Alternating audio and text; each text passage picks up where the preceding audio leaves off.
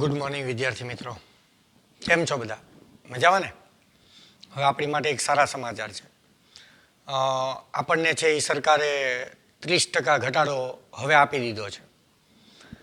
આપણે છે એ અત્યાર સુધી 1 થી 5 પાઠ આખા ભણ્યા છીએ, જેમાં 1 થી 4 પાઠ છે એ પૂરેપૂરા લેવાના છે, અને એક આઠમો અને 9મો પાઠ આખા લેવાના છે. બાકી બધા પાઠમાંથી અમુક ટોપિક છે એ દૂર કર્યા છે. આ વર્ષ પૂરતું આપણે છે એ પહેલા આપણે જે આપણને કોર્સ આપ્યો છે એની વિશે છે એ અભ્યાસ કરી લેશું. પછી જો ટાઈમ રહેશે તો એક્સ્ટ્રા મુદ્દા જોશું, બરાબર? તો એમાં જે આપણે પહેલા ભણી ગયા હતા છઠ્ઠા પાઠની અંદર કે દોરવણીનો અર્થ અને તેના લક્ષણો અને મહત્વ, તો એ ટોપિક આપણો છે જ. એની પછી આજે બીજો ટોપિક છે 6.2 દોરવણીના તત્વો. તો એ પણ પોઈન્ટ છે કે દોરવણીના તત્વો. તો દોરવણીના તત્વો જોઈએ તો 4 છે. એક નિરીક્ષણ, બીજું અભિપ્રેરણ,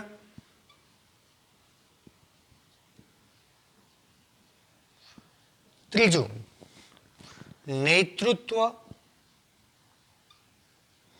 અને ચોથું માહિતી સંચાર.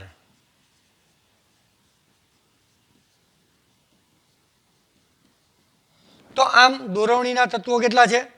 4. એમાં આપણે પહેલું ભણવાનું છે નિરીક્ષણ, બરાબર? પહેલું છે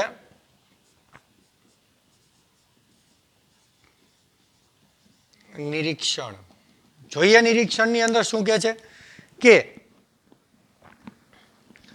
કામદારોના કાર્યની દેખરેખ રાખવી એટલે નિરીક્ષણ. કામદારો જે કામ કરે છે એના કામની દેખરેખ રાખવી એટલે નિરીક્ષણ. નિરીક્ષણનું કાર્ય મોટા ભાગે સંસ્થાના આંતરિક કાર્યભાર સાથે સંકળાયેલું છે.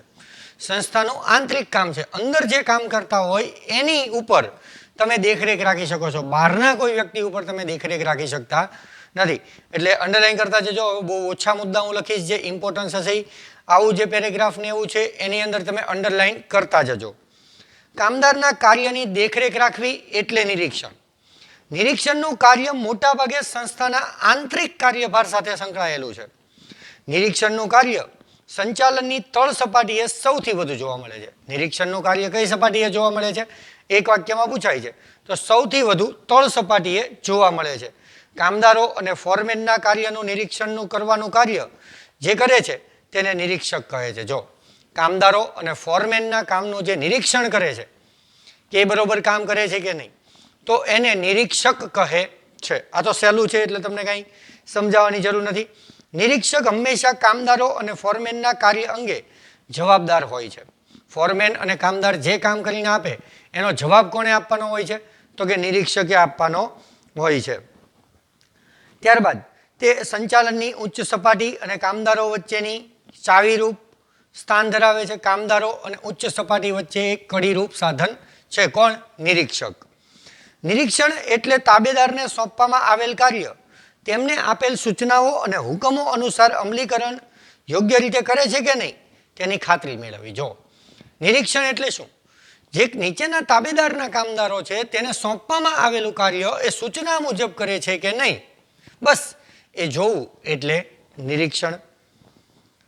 ધંધાકીય એકમમાં ધ્યેયની શ્રેષ્ઠ સિદ્ધિ માટે માનવીય અને ભૌતિક સાધનોનો મહત્તમ ઉપયોગ શક્ય બને તેની ખાતરી મેળવી. બરાબર?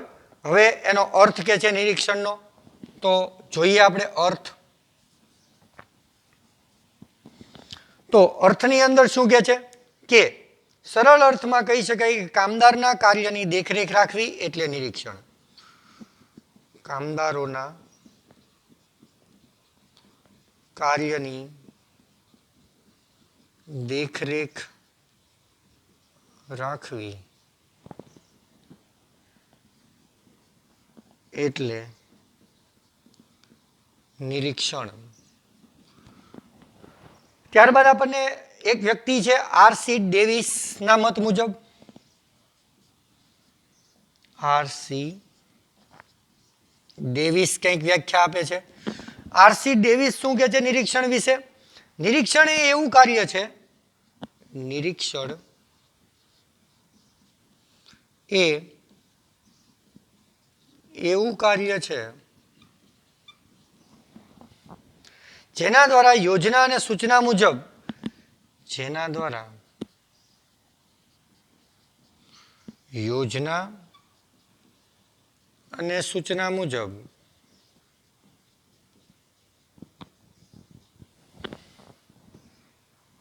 કાર્ય થઈ રહ્યું છે કે નહીં, કાર્ય થઈ રહ્યું છે કે નહીં તેની ખાતરી મળે છે.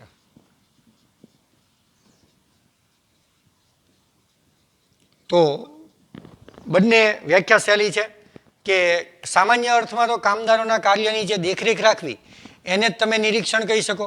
જ્યારે આરસી ડેવિસ પણ એક શૈલી વ્યાખ્યા આપે છે કે નિરીક્ષણ એટલે એવું કાર્ય છે કે જેના દ્વારા યોજના અને સૂચના મુજબ, જે યોજના તૈયાર કરવામાં આવી છે એના મુજબ અથવા સૂચના મુજબ કામદારો કાર્ય કરે છે કે નહીં તેની ખાતરી મેળવવી. ત્યારબાદ નિરીક્ષણના કાર્યો કે છે તો એ આપણે અહીંયા જોશું. નિરીક્ષણ, નિરીક્ષક ના કાર્યો. તો નિરીક્ષકના કાર્યો જોઈએ તો એમાં પહેલું છે કાર્યનું આયોજન કરવું અને કાર્યમાં આવતા અવરોધ દૂર કરવા. તો પહેલું કાર્ય, કાર્યનું આયોજન કરવું અને તેમાં આવતા અવરોધો દૂર કરવા.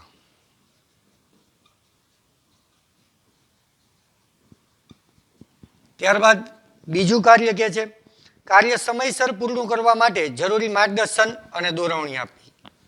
કામ સમયસર પૂરું કરવા માર્ગદર્શન અને દોરવણી આપવી. ત્યારબાદ ત્રીજું કાર્ય કે કર્મચારીના કાર્યની સતત દેખરેખ રાખવી જેથી તે સમય અને શ્રમનો બચાવ થઈ શકે. કર્મચારીના કાર્યની સતત દેખરેખ રાખવી જેથી સમય અને શ્રમનો બચાવ થાય. સમય અને શ્રમનો બચાવ થાય.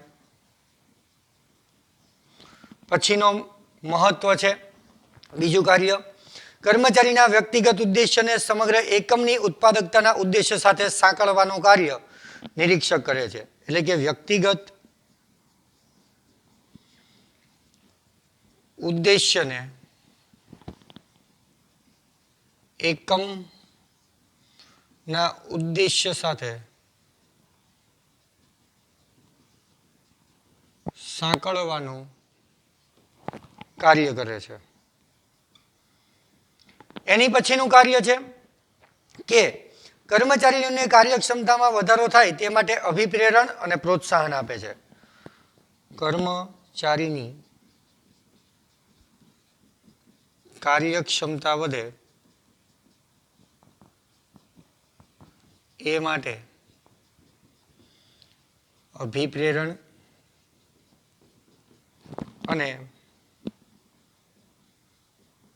પ્રોત્સાહન પૂરા પાડે છે. ત્યારબાદ આપણને કહે છે કે કાર્ય કર્મચારીમાં જૂથ ભાવના ટકાવી રાખે છે. તો જૂથ ભાવના ટકાવી રાખે છે. ત્યારબાદ માહિતી સંચાર ઝડપી બનાવવાનું કાર્ય કરે છે. માહિતી સંચાર ઝડપી બનાવવાનું કાર્ય કરે છે. ત્યારબાદ કહે છે નવી ટેકનોલોજીના ઉપયોગ વિશે માર્ગદર્શન. નવી ટેકનોલોજીના ઉપયોગ વિશે માહિતી આપે છે. ત્યારબાદ કહે છે કે કર્મચારીઓમાં શિસ્ત ભાવના ટકાવી રાખે છે. કર્મચારીમાં શિસ્ત ભાવના ટકાવી રાખે છે. એની પછી કહે છે કે નિરીક્ષક એ અંકુશ રાખતો નથી પરંતુ કેળવણી પૂરી પાડે છે. જો એટલે કે શીખવે છે, અડચણ ઊભી નથી કરતો. આ બધા કાર્યો એવા છે જે તમે રોજબરોજ જોવો છો. તમારા નિરીક્ષક હોય એ આવું જ કંઈક કરે છે કે પહેલાં તો શું કામ કરવું છે એનું આયોજન કરશે અને એની અંદર જે અવરોધો આવે છે એને પહેલાં દૂર કરશે. પછી કામ સમયસર પૂરું કરવા માટે તમને માર્ગદર્શન અને દોરવણી આપશે. તમે પરીક્ષા લખતા હો ત્યારે તમને નિરીક્ષક છે એ સતત કહે છે કે ભાઈ સમય પૂરો થવા ઉપર છે, આ રીતે લખો, ઝડપથી પેપર પૂરું કરો. તો એ સમયસર પૂરું કરાવવા માટે માર્ગદર્શન અને દોરવણી આપે છે. કર્મચારીના કાર્યની સતત દેખરેખ રાખે છે. તમે જે કામ કરો છો એની ઉપર એની સતત વોચ હોય છે જેથી સમય અને શ્રમનો બચાવ થાય. વ્યક્તિગત ઉદ્દેશ્યને એકમના ઉદ્દેશ્ય સાથે સાંકળી લે છે. કર્મચારીની કાર્યક્ષમતા વધે એ માટે એ અભિપ્રેરણ, પોતાની જાતની પ્રેરણા આપે છે અને પ્રોત્સાહન પણ પૂરું પાડે છે. અને છેલ્લું કાર્ય જોઈએ, નિરીક્ષક કર્મચારીનો મિત્ર, દાર્શનિક અને માર્ગદર્શક છે. આ પ્રશ્ન પૂછાય છે કે કોણ એ કર્મચારીનો મિત્ર, દાર્શનિક અને માર્ગદર્શક છે. તો અંડરલાઈન ખાસ કરજો કે નિરીક્ષક કર્મચારીનો મિત્ર, દાર્શનિક અને માર્ગદર્શક છે. તો આ હતા આપણા નિરીક્ષકના કાર્યો. ત્યારબાદ છે બીજું અભિપ્રેરણ. આ પૂછી નાખું છું હવે. બીજું તત્વ અભિપ્રેરણ.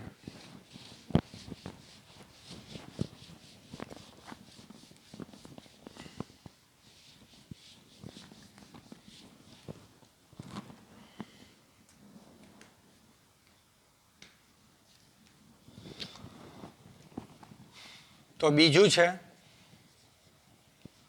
અભિપ્રેરણ. તો અભિપ્રેરણમાં શું કહે છે પહેલા આપણે પેરેગ્રાફ જોઈએ. અભિપ્રેરણ એટલે વ્યક્તિની અંતર્ગત એટલે કે વ્યક્તિની પોતાની અંદર એક એવું તત્વ છે કે જે વ્યક્તિને કાર્ય કરવા માટે પ્રોત્સાહિત કરે છે. જો વ્યક્તિની અંદર ને અંદર જ તે કંઈક એવું છે જેને કાર્ય કરવા માટે શું કરે છે? પ્રોત્સાહિત કરે છે કે યસ, આ હું કરી શકું છું, આ તો મારાથી થાય જ, આ કેમ ન થાય, હું કરી શકું. આને કહેવાય અભિપ્રેરણ. પોતાની પોતાની જાતને પ્રેરણા આપવી, પોતાની પોતાની જાતને જે છે એવું ઊંચી સમજવી કે નહીં ભાઈ હું તો આ કરી શકું, કેમ ન થાય. તો માનવીની, દરેક માનવીની અંદર કંઈક એવું તત્વ છે જે એને કામ કરવા માટે શું પૂરી પાડે છે? પ્રેરણા અંદરથી જ પૂરી પાડે છે. કાર્ય કરવાની ઈચ્છા અને કાર્ય કરવાની ક્ષમતા બંને વચ્ચે અંતર છે. જો ઈચ્છા હોવી અને ક્ષમતા હોવી. ઘણી વખત કેવું હોય, તમારામાં કામ કરવાની ક્ષમતા હોય, તમે કામ કરી શકો, પણ અંદરથી ઈચ્છા ન થાય. બરાબર, એ અલગ વસ્તુ છે. ઈચ્છા છે, કામ એ કરવું જ છે, પણ એની માટેની ક્ષમતા એટલે કે તાકાત તમારામાં નથી. તો એ બંને વચ્ચે બહુ અંતર છે. કર્મચારી પાસે કાર્ય કરવાની ઈચ્છા હોય પરંતુ કાર્ય કરવાની ક્ષમતા ન હોય તો સંચાલનનો ઉદ્દેશ ક્યારેય સિદ્ધ થઈ શકતો નથી. જો કહે છે ને કે તમારે કાર્ય કરવાની ઈચ્છા હોય, તમને બહુ ઈચ્છા છે કે આ મારે કામ કરવું જ છે, પણ એની માટેની તાકાત તમારામાં નથી, એ કામ તમે કરી શકતા નથી, તમે શારીરિક રીતે એટલે સક્ષમ નથી, તો ક્યારેય સંચાલનના ધ્યેય છે એ સિદ્ધ નહીં થાય. ઉત્પાદનની પ્રક્રિયા સાથે સંકળાયેલ બધા જ સાધનોમાં માનવી જ એક એવું સાધન છે કે જે ઉત્પાદનમાં વધારો શક્ય બનાવે છે. માણસ એક જ એવું સાધન છે જે ઉત્પાદન શું કરે છે? વૃદ્ધિ કરાવે છે. માનવી એ જીવંત સાધન છે, તેનામાં વિશેષ શક્તિ અને કાર્ય સૂઝ પણ છે, જેથી કાર્ય કરવાની પ્રેરણા આપવી એને જરૂરી છે. જો માનવી જ એક એવું સાધન છે જે તમને ઉત્પાદનમાં શું કરે છે? વૃદ્ધિ કરી આપે છે. અને એટલે માણસને વળી એક જીવંત સાધન છે, એને પોતાનું માન સન્માન છે, એને પોતાનું છે એ ગર્વ છે, બરાબર. પરિણામે એને છે એ શું કરવું જોઈએ? હંમેશા કાર્ય કરવા માટેની પ્રેરણા આપવી જોઈએ. અભિપ્રેરણ એક વિસ્તૃત ખ્યાલ છે. જ્યાં માનવી કામ કરે છે ત્યાં અભિપ્રેરણનું કાર્ય એ જરૂરી બને છે. અભિપ્રેરણ માટે પ્રેરકોમાં નાણું, બિન નાણાકીય પ્રોત્સાહન, સગવડો, વણસંતોષાયેલી જરૂરિયાત વગેરેનો સમાવેશ થાય છે. આ ખાસ અંડરલાઈન કરજો કે અભિપ્રેરણમાં કોનો કોનો સમાવેશ થાય છે. તો અભિપ્રેરણમાં છે એ નાણું, પછી બિન નાણાકીય પ્રોત્સાહન,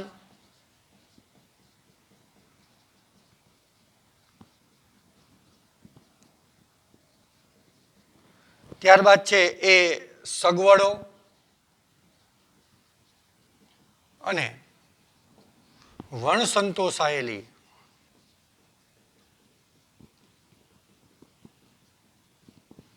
જરૂરિયાત નો સમાવેશ થાય છે. એટલે જો તમે વ્યક્તિને અભિપ્રેરણ એને પ્રેરણા કઈ રીતે આપી શકો, તો એને એવું કહો તું આ કામ કરી નાખીશ ને તો હું તને પૈસા આપીશ. આ નાણાકીય પ્રોત્સાહન. બીજું બિન નાણાકીય. વિદ્યાર્થીઓને હંમેશા બિન નાણાકીય પ્રોત્સાહન હોય. કેવી રીતે? જો તું 90% લાવીશ ને, 100% લાવીશ ને, બરાબર, તો હું તને આમ ફરવા લઈ જઈશ. શાબાશ, વેરી ગુડ, તું પહેલો નંબર લાવ્યો. પછી એને જે એક શિલ્ડ આપવામાં આવે, બિન નાણાકીય. સગવડો, કેટલીક સુવિધા પૂરી પાડવામાં આવે. મમ્મી પપ્પા કહેતા હોય કે જો તું પાસ થઈ જઈશ તો હું તને મોબાઈલ આપીશ, હું તને બાઇક લઈ દઈશ. સગવડ. અને વણસંતોષાયેલી. ઘણી ઈચ્છાઓ આપણી એવી હોય જે સંતોષાણી ન હોય, અને એ મળે તો પણ આપણે છે એ આપણામાં પ્રેરણા ઊભી થાય છે. ત્યારબાદ કે છે અર્થ. અભિપ્રેરણનો અર્થ. તો અર્થની અંદર શું કહે છે જોઈએ કે સામાન્ય અર્થમાં કર્મચારીઓમાં વધુ કાર્ય કરવાની પ્રેરણા જગાવી. કર્મચારીમાં વધુ કામ કરવા માટેની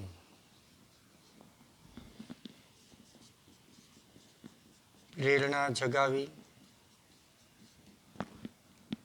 અને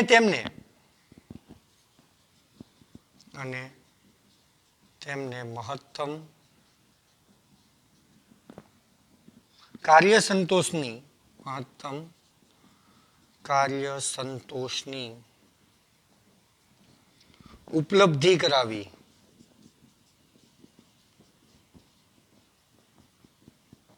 એટલે અભિપ્રેરણ. સોરી. ત્યારબાદ જુસિયસ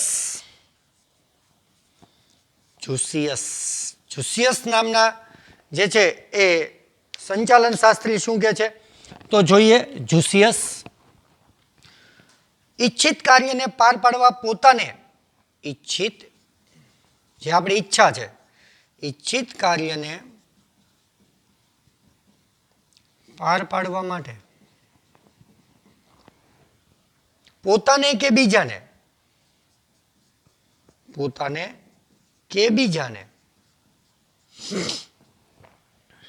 પ્રેરણા આપવાની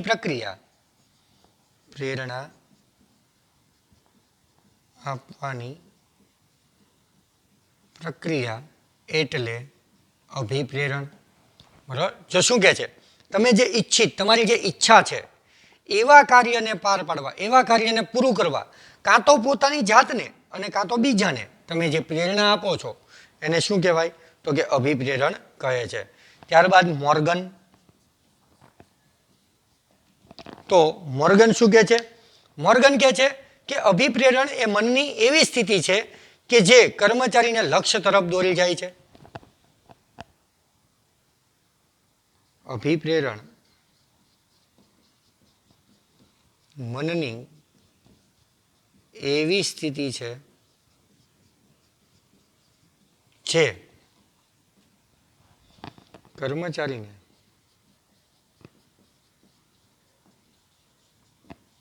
ધ્યેય તરફ દોરી જાય છે. જો મોર્ગન શું કહે છે કે અભિપ્રેરણ શું છે, તો કે કર્મચારીને ધ્યેય તરફ દોરી જાય એવી મનની સ્થિતિ છે.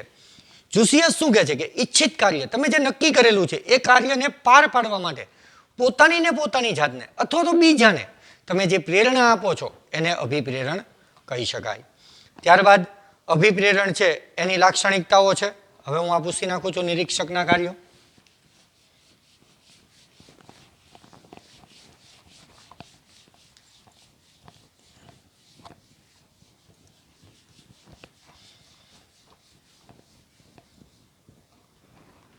તો અભિપ્રેરણની લાક્ષણિકતા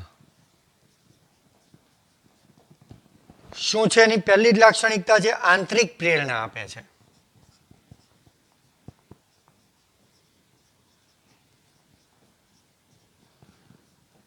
અંદરના મુદ્દા નથી લખતો. જ્યાં મને એવું લાગશે કે વધારે છે અને નથી સમજાય એવું ત્યાં જ હું મુદ્દા પાડીશ. બરોબર છે? તો જોઈએ શું કહે છે. આંતરિક પ્રેરણા વ્યક્તિને પોતાની જાતે જ અંદરથી જ કંઈક એવું તત્વ છે જે કામ કરવાની શું આપે છે? પ્રેરણા આપે છે. એટલે તો એને અભિપ્રેરણ કહેવાય છે. બરાબર? અને એટલે કે છે એ આંતરિક પ્રેરણા છે, પોતાની અંદરથી ઊભી થાય છે. કે છે જો અભિપ્રેરણ એક એવું બળ છે કે શક્તિ છે જે માનવીની અંદર જ છે. જો કંઈક એવું છે, કંઈક એવી બળ છે, કંઈક એવી તાકાત છે જે માણસના અંદરથી જ ઉદ્ભવે છે. જરૂરિયાત એવી લાગણી છે જેના દ્વારા માનવીને લાગે છે કે તેના જીવનમાં કંઈક ખૂટે છે. જો જરૂરિયાત એવી વસ્તુ છે કે એના દ્વારા માનવીને સતત એવું લાગે છે કે પોતાનામાં કંઈક ને કંઈક ખૂટે છે, પોતાના જીવનમાં કંઈક ખૂટે છે, અને તે પૂરી કરવા તેને પ્રેરણા મળે તો માનવી નિશ્ચિત પ્રવૃત્તિ તરફ દોરાય છે. અને જો એ પૂરું કરવા માટેની એને પ્રેરણા અંદરથી જ મળે તો વ્યક્તિ છે એ પ્રવૃત્તિ તરફ દોરાય છે. અને એટલે જ અભિપ્રેરણ છે એ આંતરિક પ્રેરણા છે, મનુષ્યના અંદર જ છે. જો ફરી એક વખત કે અભિપ્રેરણ એક એવું બળ છે જે માનવીની અંદર જ ઉદ્ભવે છે. જરૂરિયાત એવી લાગણી છે કે જેના દ્વારા માનવીને લાગે છે કે પોતાના જીવનમાં કંઈક ખૂટે છે, અને જો તે પૂરી કરવા માટે કંઈક ને કંઈક પ્રેરણા મળે તો માનવી નિશ્ચિત પ્રવૃત્તિ તરફ દોરાય છે. અને આમ અભિપ્રેરણ એ આંતરિક પ્રેરણા છે, અંદરથી ઊભી થાય છે. બીજું કે છે મનોવૈજ્ઞાનિક ખ્યાલ છે. બીજી લાક્ષણિકતા મનોવૈજ્ઞાનિક ખ્યાલ છે. શું કહે છે? તો કે અભિપ્રેરણનો ખ્યાલ મનોવૈજ્ઞાનિક છે. કેવી રીતે? દરેક વ્યક્તિના માનસિક ખ્યાલ જુદા જુદા હોય છે. દરેક વ્યક્તિના મનના ખ્યાલ કેવા છે? અલગ અલગ છે. તેથી દરેક વ્યક્તિની આંતરિક પ્રેરણાની જરૂરિયાત પણ જુદી જુદી છે. દરેક વ્યક્તિની આંતરિક પ્રેરણાની જરૂરિયાત શું છે? અલગ અલગ છે. કોઈ વ્યક્તિને સાધન સગવડ દ્વારા છે એ પ્રેરિત કરી શકાય, કોઈને નાણાકીય પરિબળ દ્વારા પ્રેરિત કરી શકાય, કોઈને બિન નાણાકીય પરિબળો દ્વારા પ્રેરિત કરી શકાય. દરેકની માનસિકતા અલગ અલગ છે. પરિણામે પ્રેરણા મેળવવાની પણ રીત અલગ અલગ હોય છે. એટલે એ મનોવૈજ્ઞાનિક ખ્યાલ છે. ત્રીજું કે છે કર્મચારીની કાર્યક્ષમતામાં વધારો કરે છે.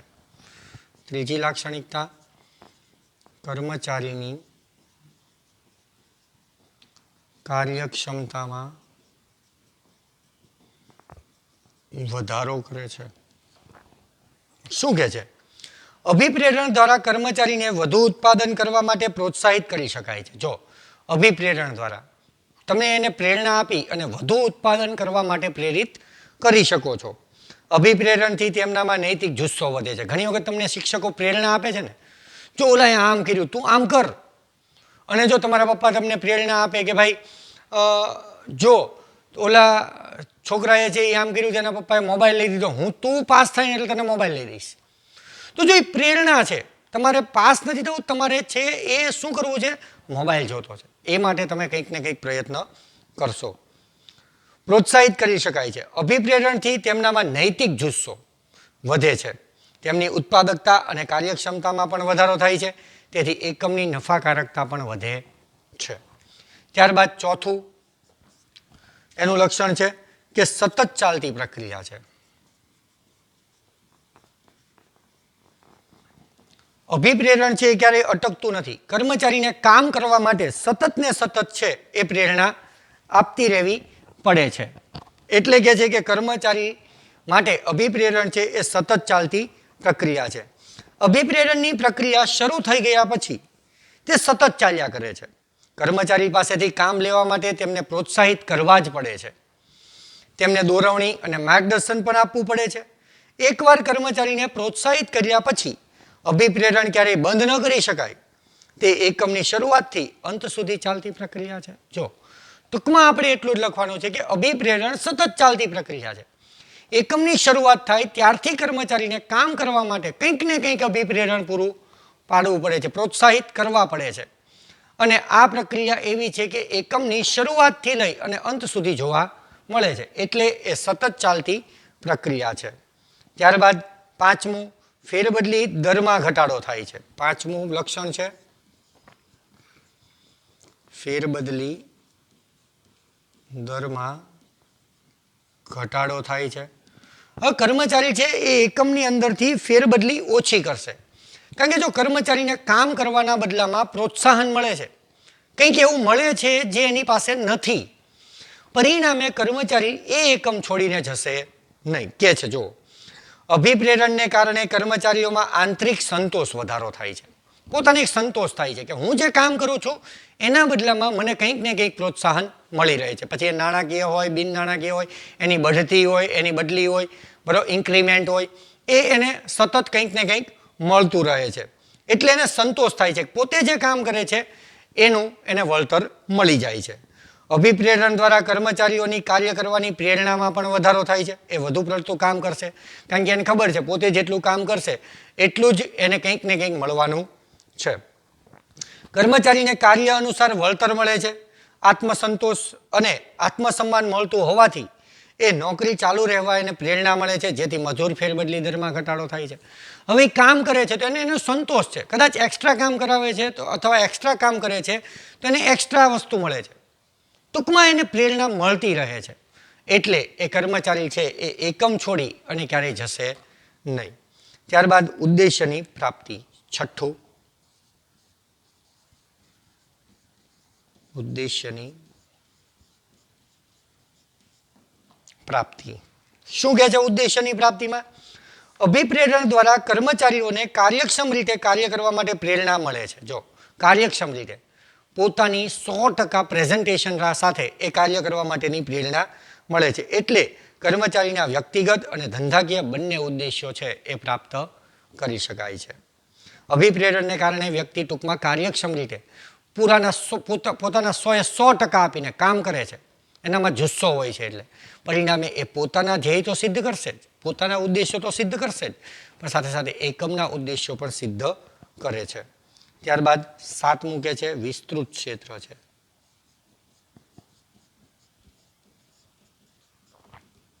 તો કે છે અભિપ્રેરણનો ખ્યાલ વિસ્તૃત અને સમૃદ્ધ છે. જરૂરિયાત, હેતુ, ઈચ્છા, લાગણી, ધ્યેય, પસંદગી, મનોબળ, આતુરતા, પ્રલોભન વગેરે શબ્દનો સમાવેશ પ્રેરણા અને અભિપ્રેરણામાં થાય છે. આ એક પ્રકારના આ જ શબ્દો છે. જો વિસ્તૃત ક્ષેત્ર એટલે આ બધું જ, એટલે અભિપ્રેરણ. જેમ કે એની હેતુ શું છે, એની ઈચ્છા શું છે એ સંતોષવી, લાગણી, એના ધ્યેય, એના પસંદગી, એને મનોબળ, એની આતુરતા, એને પ્રલોભન આપીને, નાના બાળકને આપણે પ્રલોભન આપીએ, તું મારું કામ કરી દે ને તો હું તને ચોકલેટ આપીશ, બરાબર, આ પ્રલોભન છે. તો એ પણ અભિપ્રેરણ તો છે જ, એના દ્વારા વ્યક્તિ કામ કરવા માટે પ્રેરણા મેળવે છે. તો આમ એનો ખ્યાલ છે એ વિસ્તૃત છે. આઠમું, પરિવર્તનશીલ વ્યવસ્થા તંત્રને અનુરૂપ. પરિવર્તનશીલ વ્યવસ્થા તંત્રને અનુરૂપ. તો શું કહે છે? આધુનિક સમયમાં ઉદ્યોગો અને વ્યવસ્થા તંત્રમાં ઝડપથી પરિવર્તન આવે છે. આજે ટેકનોલોજીનો યુગ છે, એને કારણે ઉદ્યોગ અને શેમાં તો કે વ્યવસ્થા તંત્રના સ્વરૂપમાં સતત કંઈક ને કંઈક પરિવર્તન આવતા હોય છે. આવા પરિવર્તનો શેને કારણે છે એ આપણે આગળ જોઈ ગયા છીએ, છતાંય જોઈએ કે ઉત્પાદનમાં પરિવર્તન, ટેકનોલોજીમાં પરિવર્તન, કાચા માલ સામાન કે અન્ય પ્રવૃત્તિમાં સતત કંઈક ને કંઈક પરિવર્તન થતું રહે છે. આવા પરિવર્તનો સ્વીકારવા કર્મચારીઓ ઝડપથી તૈયાર થતા નથી. બરાબર, નવી ટેકનોલોજી આવે તો હંમેશા જૂના કર્મચારીઓ છે એ નવી ટેકનોલોજી અપનાવવા એટલા ઝડપથી તૈયાર થઈ જતા નથી, પરંતુ અભિપ્રેરણ દ્વારા તેમને યોગ્ય સમજ આપી આવા પરિવર્તનો સહેલાઈથી સ્વીકાર કરાવી શકાય છે. એને આપણે પ્રેરણા આપી શકીએ કે યસ તું આ કરી શક, કેમ ન થાય. વચ્ચે જ હમણાં શિક્ષકોને કમ્પલસરી કોમ્પ્યુટર શીખવાનું આવ્યું તો ઘણા શિક્ષકો એવા જૂના હતા કે એને કોમ્પ્યુટરમાં માઉસ ચલાવતા નહોતું આવડતું, પણ જેને પ્રેરણા પૂરી પાડવામાં આવી કે યસ તમે કરી શકો, કેમ ન થાય, આમ કરવાનું આમ કરવાનું. આજે ઘણા બધા કર્મચારી એવા છે જે કોમ્પ્યુટર શીખી ગયા છે. તો આમ અભિપ્રેરણા દ્વારા છે એ તમે એનું એ કાર્ય કરાવી શકો છો. સહયોગ પ્રાપ્ત કરવાનું સાધન છે. 9મું, સહયોગ પ્રાપ્ત કરવાનું સાધન છે. શું કહે છે કે કર્મચારીને અભિપ્રેરણ આપવાથી તેને કાર્યનો સંતોષ થાય છે અને પરિણામે ઉચ્ચ અધિકારીને તે સંપૂર્ણ સહયોગ આપે છે. જો કર્મચારી છે એને ઉપરી અધિકારી પ્રોત્સાહન આપશે, અભિપ્રેરણ આપશે, કંઈક ને કંઈક આપશે, પરિણામે એ કામ કરવામાં એ પોતાના માલિકને પણ સહયોગ આપે છે. ત્યારબાદ હકારાત્મક અભિગમ છે. 10મી લાક્ષણિકતા હકારાત્મક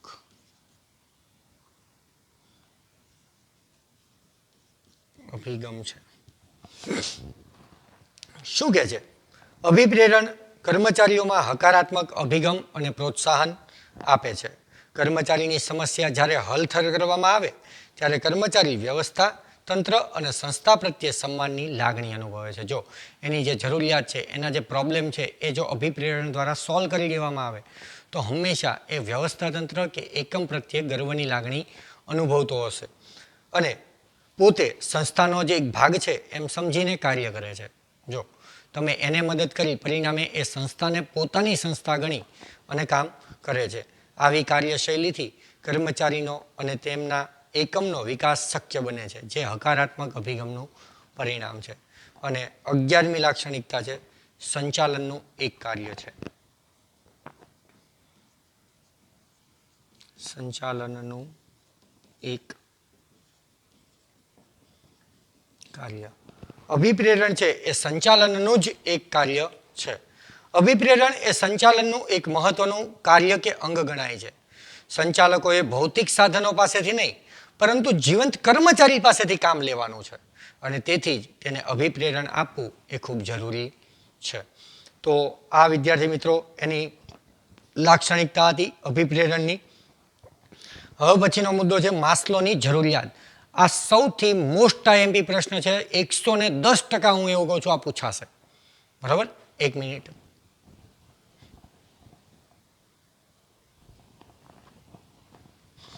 તો જોઈએ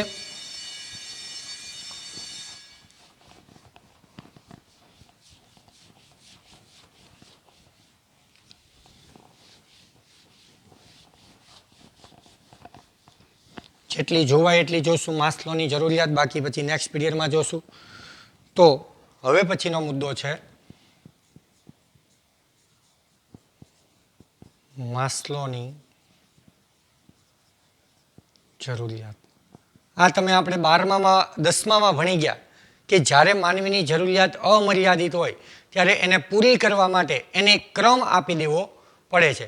પહેલાં એવી જરૂરિયાત સંતોષો જે તમારે સૌથી અગત્યની છે, ત્યારબાદ એની પછીની, ત્યારબાદ એની પછીની. તો આવી જરૂરિયાતને માસ્લોએ 5 વિભાગમાં વહેંચી છે. એણે એવું કીધું કે સૌથી પહેલી અને સૌથી છેલ્લી જરૂરિયાત કઈ છે. તો એની માટે માસ્લોની એક પહેલા આકૃતિ જોઈ લઈએ.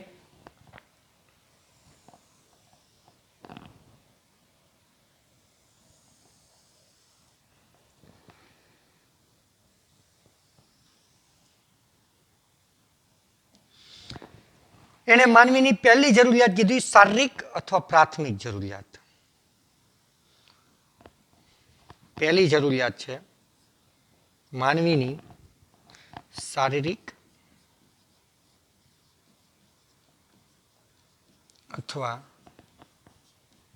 પ્રાથમિક જરૂરિયાત.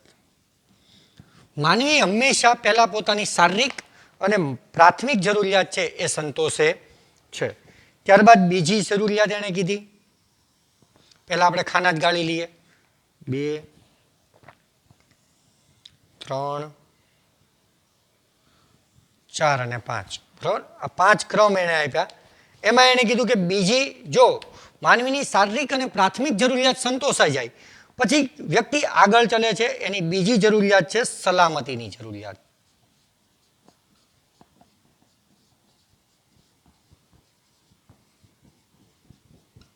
સલામતીની જરૂરિયાત પછી એની ત્રીજી જરૂરિયાત એ સંતોષે છે સામાજિક જરૂરિયાત.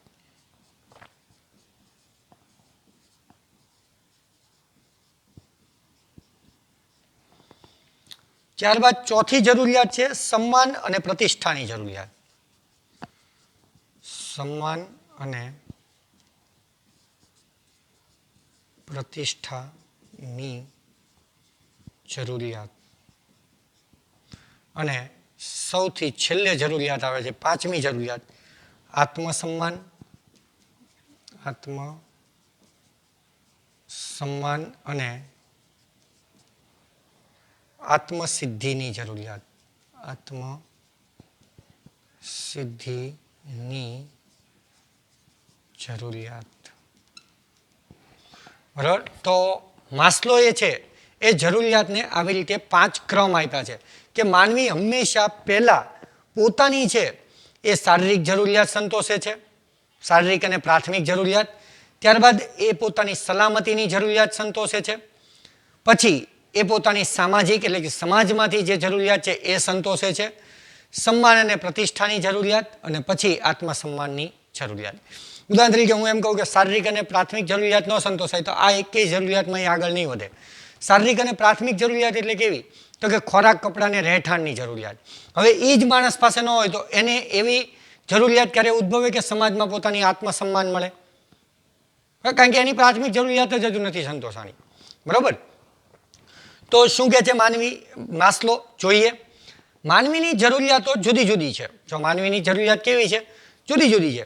આ જરૂરિયાતો માનવીની માનસિક પરિસ્થિતિને આધારે નક્કી થાય છે. જો માણસની જરૂરિયાત છે એ એની માનસિક સ્થિતિને કારણે જે છે એ નક્કી થાય છે. જરૂરિયાત સંતોષવાથી માનવી અભિપ્રેરિત થાય છે. એની જરૂરિયાત જેમ જેમ સંતોષાશે એમ એને પ્રેરણા મળતી જશે. આ સંતોષાણી તો હવે આની માટે પ્રયત્ન કરશે, આ સંતોષાશે તો આની માટે પ્રયત્ન કરશે. જેમ એને સફળતા મળતી જાય છે એમ એનામાં બીજી જરૂરિયાત પ્રાપ્ત કરવા માટેની પ્રેરણા ઊભી થતી જાય છે.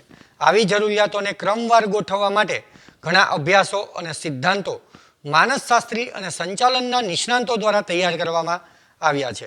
માનવતાવાદી મનોવૈજ્ઞાનિક અબ્રાહમ મેસ્લોએ જરૂરિયાતનો અગ્રતાક્રમનો સિદ્ધાંત 1943માં માનવીનો અભિપ્રેરણનો સિદ્ધાંત એ શીર્ષકમાં રજૂ કર્યો. જો આ બંને છે ને, પાછી એ ભૂલાઈ ગયું, આ બંને ઉપરી કક્ષાની જરૂરિયાત છે.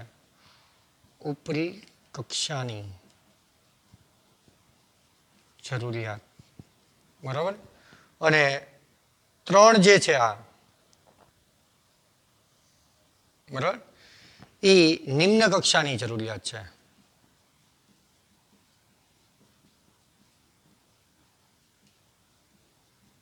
અને આ જરૂરિયાતનો સિદ્ધાંત કોણે આપ્યો? તો માનવતાવાદી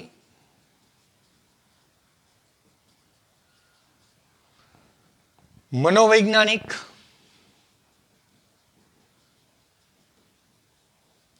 અબ્રાહમ મેસ્લોએ જરૂરિયાતના